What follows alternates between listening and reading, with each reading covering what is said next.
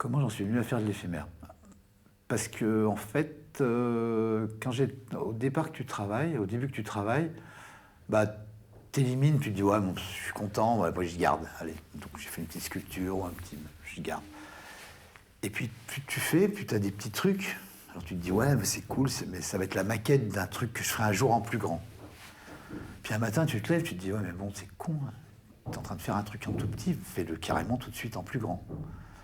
Et tu t'aperçois qu'en fait, en le faisant tout de suite en plus grand, alors au départ, tu n'oses pas faire vraiment du monumental, mais tu fais plus grand. Mais du coup, ça prend plus de place. Et puis ton espace, il s'est pas forcément agrandi. Du coup, après, tu te dis, ben voilà, je fais mon truc, je fais de l'éphémère, et je fais un truc en grand, parce qu'en fait, tu t'embêtes vachement moins. C'est pas, t'as pas les mêmes contraintes de travail. Certes, tu es obligé de tirer. Au départ, tu avais prévu un petit fil, là, tu es obligé de tirer un câble, mais c'est pas grave, c'est plus facile à tirer un câble que de tirer des petits fils, et voilà. Et du coup, de fil en aiguille, comme ça, ben, je me suis. Et puis, si je ramenais tous les trucs gros que je fais à la maison, je pense que je me serais fait expulser il y a longtemps par les gens avec qui je vis. Mais voilà.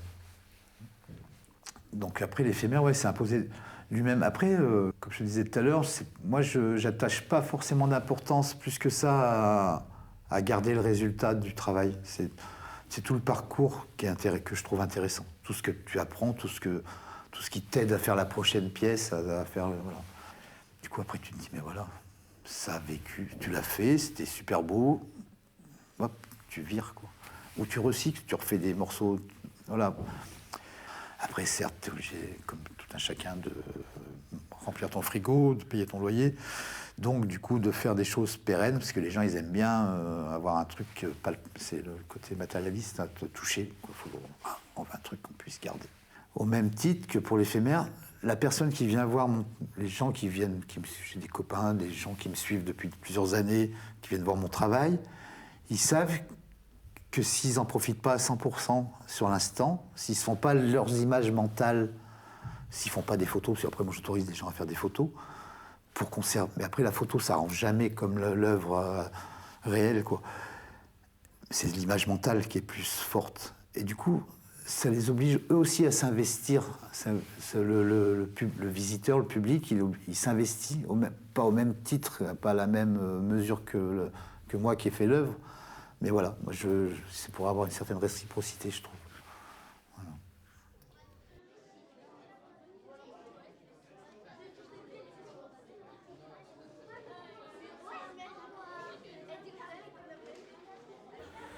Alors ça, c'est un projet de résidence que j'ai fait à Cessin avec des primaires, il y a quelques années en arrière,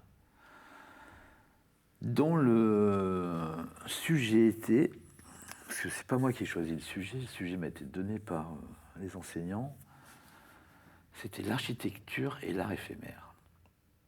Je ne sais plus dans quel sens, mais l'art éphémère et l'architecture. Donc du coup, j'ai filé des vieux téléphones portables aux enfants en leur disant, ben voilà, vous faites des photos de votre école. Vous prenez pas votre école en photo, vous vous baladez dans l'école par petits groupes, et c'était par petits groupes de 4. Et vous essayez de trouver un truc qui vous fait penser à de l'architecture. Alors du coup, on a un peu discuté de qu'est-ce que c'était l'architecture avant, etc. Et du coup, ils ont fait des morceaux, des bouts d'escalier, des avancées de toit. Et on a imprimé ces photos, donc on a imprimé ces photos en A4, en noir et blanc, pareil en contrastant avant de leur donner les photos, sans recadrer, sans rien. Et après, je leur ai filé plein de trucs. Tu vois, il y a de la mosaïque, il y a des petits cailloux, il y avait de la sciure, il y avait plein de trucs, il y avait vraiment des petits bouts de bois, des boucles de synthé, vraiment plein de choses. Et en leur disant, ben voilà, vous essayez de faire des lignes, de sortir un truc un peu dynamique de votre image que vous avez faite, vous ensemble. Et vous ensemble, toujours, bah, vous essayez en rajoutant de recréer une image qui n'existe pas. Une fois qu'on a eu fait cette image, j'aurais demandé, on a fait une photo, et j'aurais dit, quelle couleur vous associeriez à cette image? Et du coup, après, on a été s'enfermer dans un placard que j'avais dans l'atelier où je bossais pour ce projet. Et je leur avais acheté des petites lampes de poche, et des petites gélatines de couleur. Et du coup, ils se sont amusés à mettre de la couleur, avec leur petite lampe de poche et leur petite gélatine, sur le...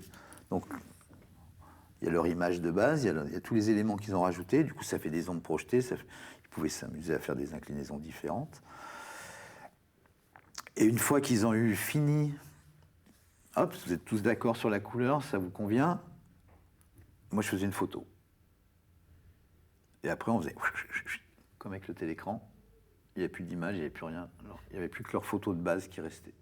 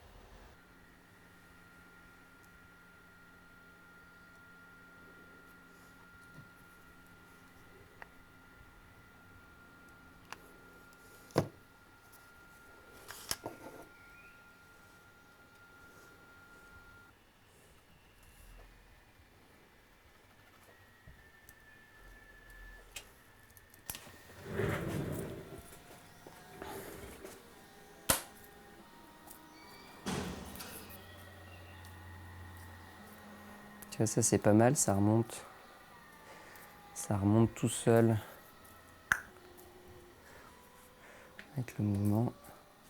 Il faut que ça puisse remonter tout seul parce que ça... Comme s'il y a du vent.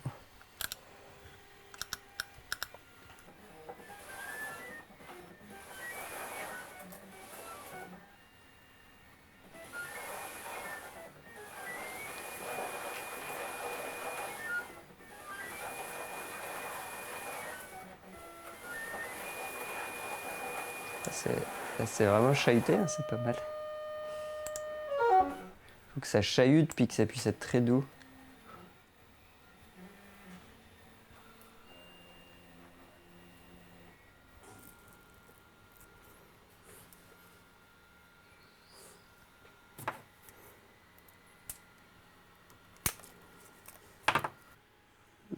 J'essaie pas de refaire un truc, de reproduire quelque chose, mais c'est vrai que quand tu vois dès que tu vois un truc qui t'inspire, ah tiens, on dirait des petits bateaux qui se déplacent du ciel, ou ah tiens, on dirait des petites fourmis qui transportent des feuilles.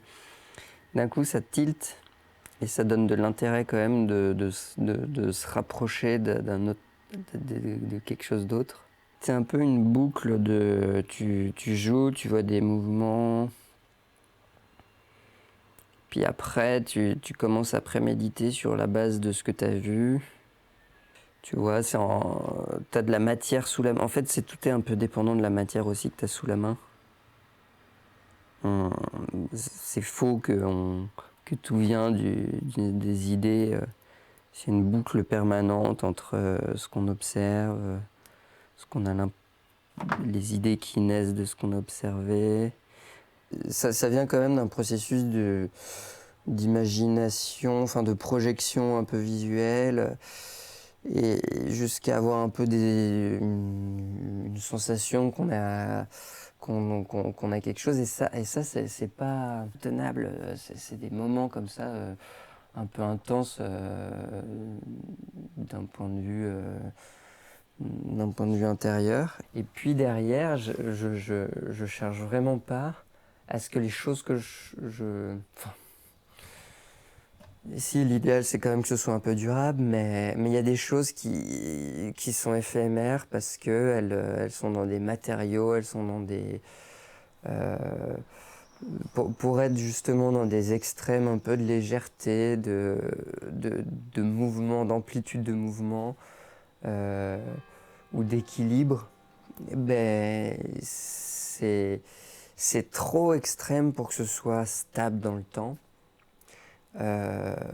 C'est trop fragile en fait. C'est l'idée de la fragilité qui va avec l'idée de l'éphémère. Du coup, mais c'est ça qui est beau aussi, c'est cette fragilité qu'on peut percevoir et qu'on a. Et parce qu'elle est fragile, on n'a pas l'habitude de la percevoir souvent, parce que nous, on voit ce dans quoi on est toujours plongé, c'est quand même des choses potentiellement assez stables. Pour vraiment être dans l'idée de l'éphémère, ouais, il faut vraiment qu'on perçoive quelque chose de substantiel, quoi. Mais c'est peut-être ça qu'on entend dans le mot éphémère, c'est un truc substantiel, peut-être dans l'espace ou dans l'intensité de ce qui l'amène, et qui étonnamment ne dure pas. En tout cas, le fait de savoir, faut quand même le savoir à l'avance, mais que ça va pas durer, et qu'on va pas pouvoir profiter de cette chose éternellement, fait qu'on éveille vachement plus ses sens c'est comme voilà, quand c'est le moment du coucher de soleil, c'est maintenant, ça dure 5 minutes, et là d'un coup on redécouvre la couleur orange rouge, on redécouvre, on se repose la question, tiens, mais c'est super loin, c'est l'infini, puis il est là, il se cache derrière une montagne qui est pas loin, mais ils ont l'air d'être eux-mêmes. Enfin, c'est un moment où on s'oblige à se remettre dans une pleine conscience du moment, parce qu'on sait qu'il va pas durer. Donc en termes de concentration, oui, ça oblige à être plus éveillé, plus sensible.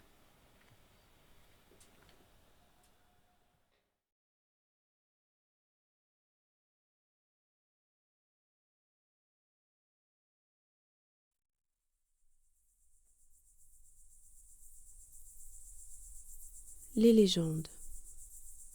Il y en a probablement autant qu'il y a d'étoiles dans le ciel. L'une de mes préférées parle d'une cité perdue dans la Grèce antique. Une cité qui avait disparu de toutes les cartes. La légende évoquait des murs en or, des tours d'ivoire, protégeant toutes les richesses de la ville du monde extérieur. Bien entendu, chacun la recherchait. Paysans, marchands et rois, tous désespérés de mettre la main sur ce cadeau des dieux. La légende raconte qu'un jour, un berger du nom d'Azéros, vivant sur le flanc du mont Olympe, perdit son troupeau dans une violente tempête. Durant 5 jours et nuits, il arpenta la montagne sans manger ni dormir, avec pour seule volonté de retrouver ses bêtes. À l'aube du 6e jour, la brume disparut, révélant les portes de la cité perdue. Les murs étaient aussi hauts que les légendes le racontaient, mais il n'y avait ni or, ni tour d'ivoire, seules de froides pierres grises.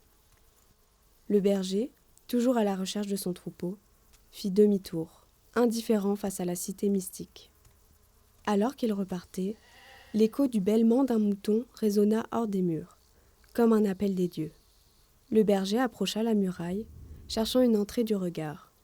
Une petite porte en bois, creusée dans la pierre, attira son attention. Il se précipita vers elle, l'ouvrit et disparut à l'intérieur. Plus tard ce jour-là, alors que le soleil se couchait, le berger émergea hors de la cité, un grand sourire aux lèvres. Il retourna dans son village, le cœur léger et l'esprit tranquille. Personne ne sut ce qu'il vit ou trouva. Était-ce la richesse, la gloire, l'amour ou les dieux en personne? Il garda cela secret. Quelques années plus tard, sur son lit de mort, le berger, dans son dernier souffle, murmura à sa petite fille le nom de la cité perdue. En y repensant, peut-être que ce que le berger trouva importait peu. Peut-être que la seule chose qui comptait à ses yeux était d'en avoir profité, le temps que cela devait durer. L'espace d'un instant.